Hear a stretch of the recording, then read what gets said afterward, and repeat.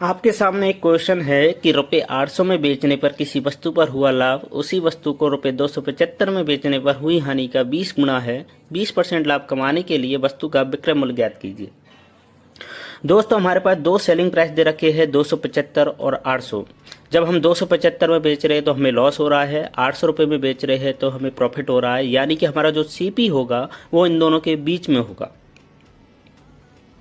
जब हम 275 में बेच रहे हैं तो मैंने मान लिया कि हमें 1 रुपये की हानि हो रही है और हम 800 रुपये में बेच रहे तो प्रॉफिट जो होगा वो हानि का 20 गुना होगा, यानी कि 20 रुपये होगा। तो हम कह सकते हैं कि 1 और 20 जो अनुपात है वो लॉस और प्रॉफिट का है। तो हम क्या करना है हमें कि जो इन दोनों सेलिंग प्राइस का जो डिफरेंस है, तो डिफरेंस कितना हो जाएगा, 800 और 275 का डिफरेंस होगा 525। 525 को हम 1 और 20 के अनुपात में बांटेंगे। 1 क्या है लॉस है और 20 क्या है प्रॉफिट है। तो 525 गुणा 1/21 करोगे तो 21 से 525 25 बार, यानी कि हमें लॉस आया 25 रुपये।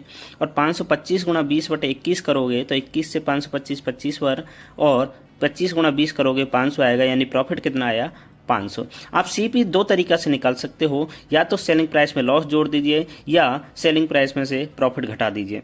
सेलिंग प्राइस में हम लॉस जोड़ेंगे, 275 में 25 जोड़े 300 आया, और अगर हम सेलिंग प्राइस में से प्रॉफिट घटाएंगे, 800 में से 500 घटाएंगे 300 आया। दोनों तरीके से ही हम सीपी निकाल सकते हैं। सीपी आया हमारा 300 रुपये।